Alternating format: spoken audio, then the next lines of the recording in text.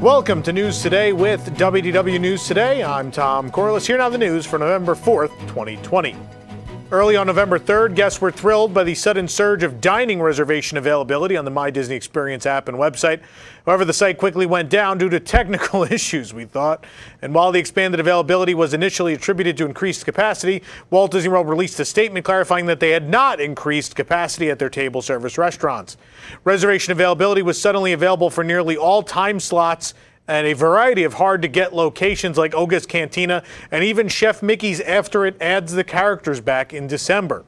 Phase 3 technically allows theme parks in Florida to return to normal operations with limited social distancing protocols. However, Disney has not increased any capacity, at least at restaurants, although it is arguable if it's happened at theme parks, as we've seen crowding rise and wait times rise as well. So this was a crazy situation. They tried to fix something. They were having dining reservation problems all week. A lot of people, including myself, were making some and they would just vanish and stuff. And so I think in the process, somehow it reset and every dining reservation, even though it was already booked, came back and people were able to book them again. And so I think then they quickly realized, as websites were posting about all this dining availability, that they had made a mistake. And so they quickly shut it off. And then the damage is done. It sounds like they're going to let everyone keep whatever reservations they made. And yeah. That's where we're at. It was a momentary glitch, but and the interesting thing is now there are basically no dining reservations available for the next 3 or 4 days because I think so many people booked stuff for the next 3 or 4 days. So if you're just showing up now and you think you're going to eat somewhere for the next 3 or 4 days without using the walk-up list or things of the sort, probably think again because there's nothing available. With New Year's Eve just a hop, skip, and a jump away, Walt Disney World has begun surveying guests who are staying at on-site resorts during the last week in December for their thoughts on New Year's Eve celebrations and experiences across the parks, Disney Springs, and at their resort hotel. Do note that New Year's Eve offerings have not been announced for Walt Disney World, and with Christmas holiday offerings specifically stated to end on December 30th, it's unknown whether or not there'll be anything happening at all due to health and safety measures. After getting through some initial basic questions, we reached the part of the survey on New Year's Eve. Disney asked guests what would make them interested in attending a New Year's Eve celebration at a theme park specifically. Following up with that, they asked about the possibility of a celebration held at Disney Springs. With the subject of limited capacity and social distancing, Disney wants to know whether guests prefer smaller, more intimate celebrations or large public gatherings. Considering what a troubled year it's been, Disney is also testing the waters to see if people are looking for a lively celebration or a more laid-back one. While Walt Disney World is a family destination, many of its separately ticketed events are geared towards adults. And here, Disney gauges whether guests want an all-ages event or one for more grown-up crowd. And finally, Disney approaches the question of location, location, location. People do want a New Year's Eve event. Where should it be? Options include Disney Springs, outside or at a sit-down restaurant, Walt Disney World Resort Hotel, at the pool or any outside area, inside the lobby or at a sit-down restaurant, or inside rooms via live stream, or Walt Disney World theme park or an off-property location. The live stream celebration option seems particularly interesting and probably the most reflective of the current times. Since the reopening of Walt Disney World Resort hotels, a pre-recorded version of the Happily Ever After Nighttime Fireworks Spectacular has become a channel on the resort TV lineup. It'll be interesting to see what Disney chooses to do, if anything. Tom Sawyer Island and the Liberty Square Riverboat are closed for refurbishment through the end of February at the Magic Kingdom. In preparation for the refurbishment, the Rivers of America has slowly been drained and is now almost completely empty. There are some large puddles of water remaining, which ducks are happily still floating in. The Liberty Square Riverboat track is now completely exposed, and Tom Sawyer Island and the Liberty Square Riverboat closed back in early October for a planned 3-month refurbishment. It was later extended to 5 months. The Michelangelo audio animatronic on Spaceship Earth and Epcot has not been functioning since before the park closed back in March.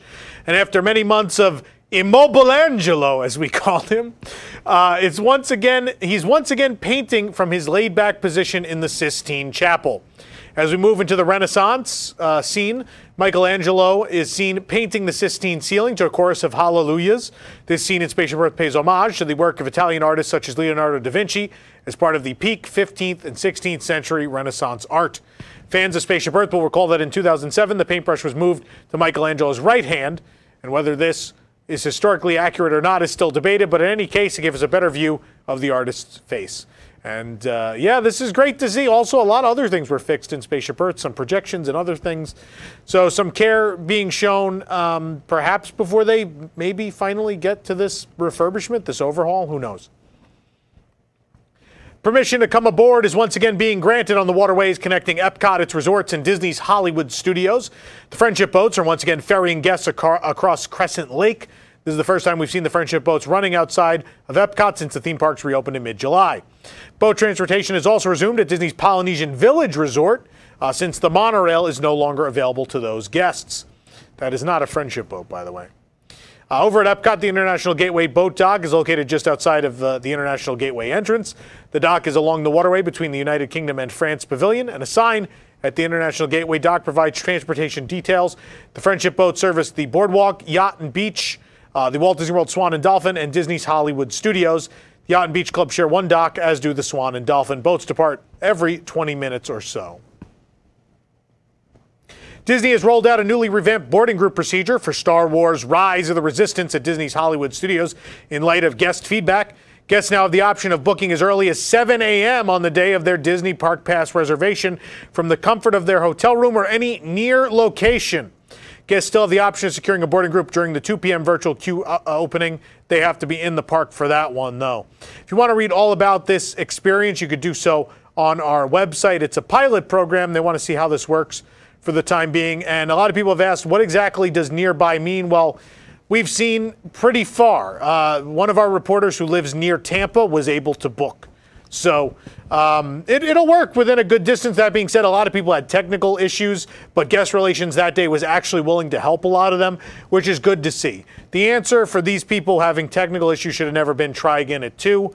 They tried legitimately at 7 a.m. You should help them out. You should figure it out. I agree. So, while we're talking about Rise of the Resistance, I want to break in for a moment to tell you about something happening tomorrow. On Thursdays, we release a new product for the Carousel of Products, our merchandise division, which is at carouselproducts.com, which has a lot of great stuff in case you didn't get your Orange Garage or Lime Garage magnets for $5 each yet. I want to show you guys what we have coming out tomorrow. This is a sneak peek just for you watching this show. Tomorrow night, during News Tonight, we're going to drop a new t-shirt. Since we're talking about Rise of the Resistance and its boarding group problems, we have a new shirt for you. It says, Rise, I'm going to hold this up higher, Rise, Resist, Repeat. Although there is a caveat to that repeat in that there's all this fine text about how to get a boarding group. I'd read it to you, but I don't think we have time on the show for all this. If you go check it out when it's on sale tomorrow, there's a lot of fun stuff in here about lightning striking the building and how they'll laugh at you if you get a backup boarding group and all sorts of fun stuff. And of course, it's from the Carousel of Products. Again, this is going to launch tomorrow night during WDW News Tonight at carouselofproducts.com. And don't forget, if you spend $50, you can use the code FAB5 to save $5 on your entire order. But Rise, Resist, Repeat with this thing that looks like R5. He's so cute, and there's rising suns. It's really great. That's it. That's my merchandise plug. It looks like the Majestic Theater is coming to Disney's Hollywood Studios, replacing half of the Legends of Hollywood store. We first saw signs of this back in August, and now the new neon above the scrim-covered Legends of Hollywood marquee declares the Majestic. The building's theme will likely be split between the Majestic Theater on this side and Legends of Hollywood on the other side, separating the Pandora jewelry shop from the ladies' clothing and dress shop next door. The Majestic is written out in classic Hollywood-style neon on both sides of the sign. The Majestic Theater existed in Los Angeles in the early 20th century. According to Cinema Treasures, the theater opened in November 1908 as a home for stage shows, screening films in between productions. In 1915, it became a full-time movie house with a Wurlitzer organ in the foyer, and it then switched back and forth from cinema to stage theater for years before closing in April 1933. The following month, it was demolished to make way for a parking lot. Though it's not confirmed, and My Disney Experience still refers to the store as Legends of Hollywood, we expect the full marquee to have the new store's name very soon. Mickey and Minnie's Runaway Railway is testing plexiglass dividers on ride vehicles, much like Rise of the Resistance did before adding it to all vehicles. Additional plexiglass was added to the loading area a few weeks ago. So far, only one train car has the plexiglass divider, with most cars being loaded as normal with social distancing. Unfortunately, we weren't seated in the car with plexiglass, but we did catch a glimpse of it behind us. There's only one divider between the rows in the second car of the train. With the apparent success of the plexiglass on Rise of the Resistance, I say success, based on capacity and not on guest enjoyment, we expect to see more dividers added to Runaway Railway in the next few weeks. The dividers could allow for two parties to share one car and raise the capacity. I will say this, and I know people, oh, you're always negative. I will say this, and I'm not going to say it to be mean. I understand the situation, and they got to get more people on Rise of the Resistance, but I don't recommend Rise of the Resistance currently. I don't think it's an enjoyable experience. I will tell you, it was very hard to watch both pre-shows with all this plexiglass in them, and we sat behind the plexiglass in the vehicle, and it was not the most enjoyable ride. It was pretty blah. So I recommend, I don't know if you can really request the front row. I don't know how they're being about that. I don't know if you want to be that person in a pandemic asking for the front row, but I will tell you, it is hard to really enjoy the pre-shows from certain spots they're putting people in, especially through plexiglass and these metal dividers and things. It's so I'm not a fan of them adding it to Railway either. I think Railway did fine. I'd rather wait the 60 minutes and have a clear view. The Steamboat on Echo Lake at Disney's Hollywood Studios long ago lost its whistle sound effect, which would echo around the area. But after decades of the effects being broken, it has finally been restored to the SS Down the Hatch, the former home of Min and Bill's Dockside Diner. For Disney MGM Studios fans and film buffs alike, you'll be glad to know the larger-than-life mainstay of Echo Lake has its roots in Hollywood history. Again, Min and Bill's Dockside Diner was actually inspired by Min and Bill, a 1930 pre-code comedy drama film by MGM starring Mary Dressler and Wallace Beery. Designed in the shape of Bill's fishing trawler, the open-air eatery pays homage to the 1950s California crazy novelty architecture. The reinstated sound effect is hard to miss. It'll play every so often. You can hear it all the way down Sunset Boulevard even, and I love it. Cast members are not so happy about it. They have to hear it all the time, but I love that this is back. It's great. Hollywood is clamoring with Christmas cheer at all of Disney's Hollywood studios now that they've received their full-on garland treatment. And no, not that garland, not Judy. As you enter the park, the silver screen tinsel has taken over shops like Crossroads of the World. The streets are lined with garlands strung across each building with golden stars in the middle. Santa makes his yearly appearance at the entrance to the dark room, and Mickey's to Hollywood and Keystone Clothiers are decked out with wreaths. In keeping with the 1950s vibe, you'll notice that a lot of the holiday decor in the park takes inspiration from kitschy vintage classics like these little deer ornaments, ceramic poodles, and other things you'd normally see gracing your grandmother's cupboards. If you've dined at 50s Primetime Cafe, you'll also recognize a lot of these elements. And of course, more creepy vintage figures to haunt your dream. No one likes these little elves. Instead of larger-than-life ornaments are stacked next to the towering Echo Lake tree, and as always, umbrellas are decked out with decorations and gold stars as well. And of course, what everyone's been waiting for, Santa Gertie! The beloved dinosaur is decorated with a Santa hat and a red ornament hanging down from her mouth as she munches on some winter greens. Sunset Boulevard, of course, was the first area to be decorated, but now it looks like everything other than Toy Story Land is all set. Channel your inner Sith Lord with the new Count Dooku Legacy lightsaber, available in Galaxy's Edge at Hollywood Studios. With its signature curved handle and blade emitter guard, Jedis are in for a rude awakening. With a touch of a button located on the back of the hilt, the bright red lightsaber comes to life. It's displayed in a case among the other Legacy lightsabers at Doc Ondar's Den of Antiquities and retails for $129.99. With the monorail station now closed, Disney's Polynesian Village Resort has opened up boat service direct to the Magic Kingdom, as we just mentioned earlier. Guests can line up on social distancing markers to the side of the dock. A sign before boarding reminds guests of proper health and safety protocols. It's nice to see this. They said they originally weren't going to do this, but with the monorail not available, this was the right thing to do. The Minnie Mouse, the main attraction collection for the Haunted Mansion, is now at Disney Springs after launching at Sir Mickey's. A table with all the collection's items was set up in the plush section of World of Disney. I will tell you, we went back today. The only thing I still saw were the ear headbands, but you can check out the full collection on our website. Baby Yoda, the child, is appearing in the Lego store at Disney Springs for Mando Mondays. The Lego creation is right at the entrance of the store, so you can't miss it. The baby is sitting up in his floating crib with a somewhat worried expression. Baby Yoda is only appearing at the Lego store on Mando Mondays, a weekly merchandise release for the world-famous Disney Plus series. Disney Springs always comes alive for the holiday season at Walt Disney World, and this year it's boasting a number of new modified offerings, including the return of Jock Lindsay's Holiday Bar and the only snowfall on property. Now Disney has announced details on two more offerings at the shopping and dining district, including Santa's Winter Watercade, live entertainment, and a modified version of the Holiday Scavenger Hunt. In Santa's Winter Watercade, Santa and Mrs. Claus are soaking up the last bit of Florida sun before their big night, taking to Lake Buena Vista in a winter wonderland of colorfully decorated pontoon boats, waving Christmas wishes to one and all. For the modified holiday scavenger hunt, you can go on a quest across Disney Springs in this new family holiday tradition that respects social distancing guidelines. As you search, sounded funny. As you search, don't forget to check out those stunning themed Christmas trees for clues.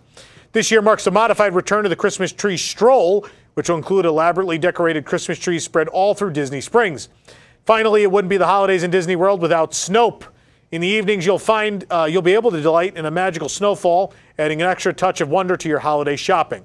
As for live entertainment, guests will be able to explore Disney Springs and be entertained by toy soldiers, stilt walkers, and snowflake skaters. You can check out the full list of what will be taking place across Walt Disney World on our website. Take a bite of this new adorable Baby Yoda the Child Mousse, available at Amaret's Patisserie in Disney Springs. The child is made of vanilla chiffon cake, white chocolate mousse, cookies and cream mousse, and cookie crumbs. The soft, thin layer of chiffon cake was covered in a green sugary jello. The middle had a nice cookie crunch beneath a dome of cookies and cream mousse and white chocolate mousse. This is another great creation from Amaret's. So if you want to hear our review, check it out at WDWNT.com. It's $9, but you want to get there early if you want one. They've been selling out fast.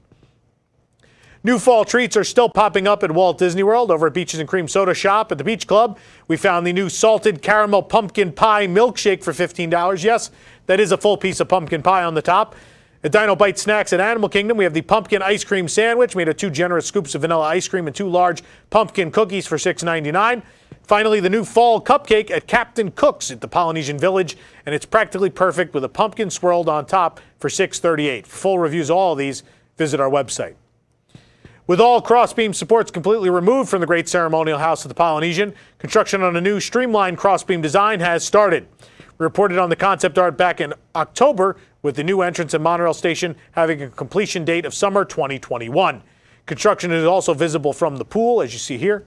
The Great Ceremonial House will still have its beloved crossbeam structure, but it'll feature fewer beams, created a more sophisticated, cleaner design. The entrance isn't the only part of the resort getting refurbishment. Of course, Moana-themed rooms will be available when the resort reopens to guests next summer. Walt Disney World may have canceled its annual tradition of gingerbread house displays at its resorts, but you can still bring the holiday spirit home with a new build-your-own gingerbread house kit at Disney's Contemporary Resort. Why do I bring this up? Well, it's not an ordinary gingerbread house. It's the resort itself.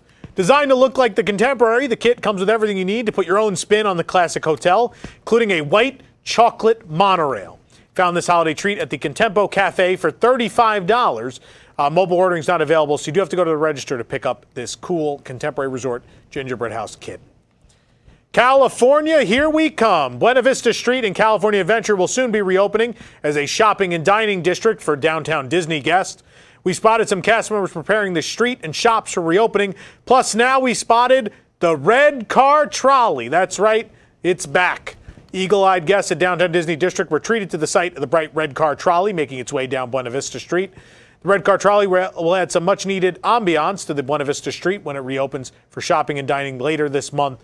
It was still under refurbishment when the parks closed back in March. It has been closed for months upon months, so it's great to see this back. We weren't sure when it would be back this year anyway, but I love the trolley. One of my favorite things they did in the whole redo of California Adventure. It is wonderful to see it back. Anyone who relates to Ariel will want this new hat now available at Walt Disney World. Oh, you guys are going to let loose in the comments on this one. It proclaims one of Ariel's most famous lines in The Little Mermaid, "But Daddy, I love him." The hat itself is pastel blue and pink. The hat is $27.99. We found it at the World of Disney, and I'm not going to say another word about it. I'll leave that to all of you. Do you have a favorite Walt Disney World building, whether it be an attraction or a Main Street USA establishment? Well, Disney has new ornaments similar to some we saw last year, featuring the inside and outside of some of the resort's most iconic structures. Adorn your Christmas tree while taking a look inside beloved attractions like the Country Bear Jamboree, the Twilight Zone Tower of Terror, and the Haunted Mansion, as well as Walt Disney's Enchanted Tiki Room. These ornaments retail for $29.99 each, can be found over at Once Upon a Time at Disney's Hollywood Studios. We do expect they'll be in other locations. These are wonderful. These are magnificent.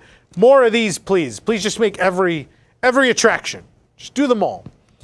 For more information on these stories and more, head on over to WDWNT.com. This program is brought to you by our official travel agent sponsor, The Vacationeer, the engineers of your next magical vacation. Sit back and let their team of vacation planning experts craft your family's next magical Disney trip. The best part, their services are free. Visit WDWNT.travel for details. The Vacationeer, the official travel agency of WDWNT. If you're enjoying the show, be sure to like this video, subscribe to WDW News Today on YouTube for more great content, and click the bell for notifications. Also, make sure to hit select all notifications so you never miss an episode of the show. For the worldwide leader in Disney Parks news, this is Tom Corliss saying enjoy the rest of your today and have a great, big, beautiful tomorrow. WDW News Tonight is our weekly comedy show combining the news of the week, comedy segments, thoughtful discussions, insane characters, parody commercials, games, and more. Watch live on Thursdays at 9 p.m. and become a WIGS member to get access to a bonus post show.